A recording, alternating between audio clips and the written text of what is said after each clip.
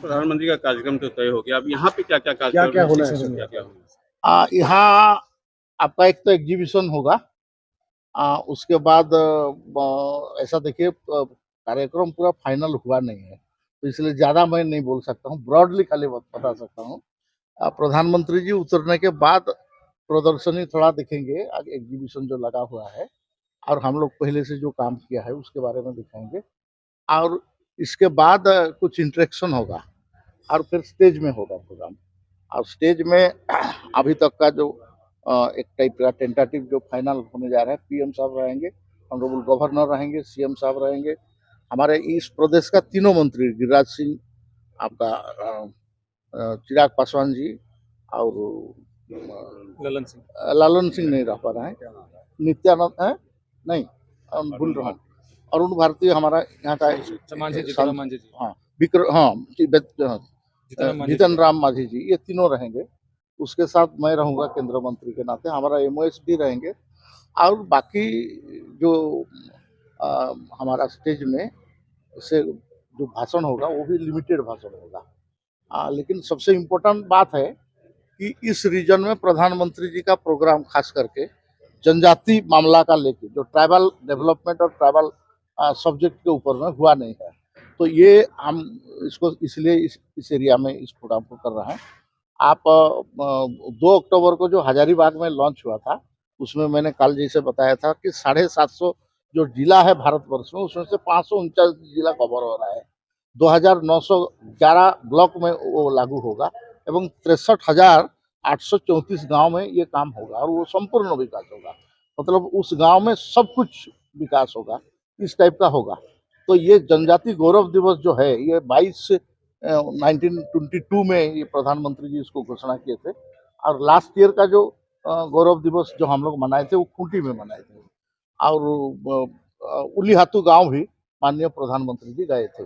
इस बार उलीहातू में क्योंकि इलेक्शन है, इसलिए सरकारी प्रोग्राम एक होगा। महामहिम राष्ट्रपति जी आपका पार्लियामेंट में फ्लोरा ट्रिब्यूट देंगे, प्रधानमंत्री जी यहाँ रहेंगे, हमारा मध्य प्रदेश का गवर्नर और मुख्यमंत्री वो एक स्थान में रहेंगे, उड़ीसा के मुख्यमंत्री भुवनेश्वर में और गवर्नर भुवनेश्वर में रहेंगे, ऐसे बहुत सारे प्रदेश के, छत्तीसगढ़ का भी मुख्यमंत्री और गवर्नर रहेंगे। ऐसा करके आपका 27 प्रदेश जो है देश का, ये सब में ये स्टेट लेवल का भी होगा, और आपका 500 से ज़्यादा स्थान में डिस्ट्रिक्ट लेवल का प्रोग्राम होगा, फिर ब्लॉक और नीचे का जो प्रोग्राम है, ऐसा करने से हजारों स्थान में ये प्रोग्राम होगा। जनजाति गौरव दिवस बिरसा मुंडा के ऊपर में आपका डॉक्यूमेंट्री बन चुका है, आपका पेंटिंग बन रहा है, पेंटिंग कंपटीशन हो चुका है, उनका जीवनी के ऊपर में आपका जो डिबेट है ये भी कंपटीशन हो चुका है, और इसका भी कुछ प्राइज ये सब कुछ तो विजुअल में होगा, कुछ फिजिकली भी होगा। तो आपको लगता है कि 2014 के बाद के पहले ट्राइबल जाति के लिए कुछ काम? सर, आप 1999 में पहला जनजाति मंत्री आपका सामने खड़ा हूँ मैं, इससे पहले भारत सरकार में एक जनजाति मंत्रालय नहीं था, उसके लिए तो मैं पहला हूँ। अटल बिहारी वाजपेयी ने मेरे को प्रधानमंत्री मैंने बनने के बाद कैबिनेट मिनिस्टर दे के पहला काम मेरे को दिया। 800 करोड़ रुपया, 8,000 करोड़ रुपया में से मंत्रालय स्टार्ट हुआ। आज इस साल का बजट स्पेंडिंग भारत सरकार का होगा 3,50,000 करोड़ रुपया ट्रैवल के लिए, आप तो सोच सकते हैं उसमें। तो इसमें 17 मंत्रालय कन्वर्ज करेंगे, जैसे मैंने बताया कल, आरडी मिनिस्ट्री 2 काम करेगा, एक है प्रधानमंत्री आवास योजना 20 लाख करेगा, और 25,000 किलोमीटर का रोड करेगा। जितना गांव इलेक्ट्रीफाइड नहीं है उसको हम कंप्लीट करेंगे।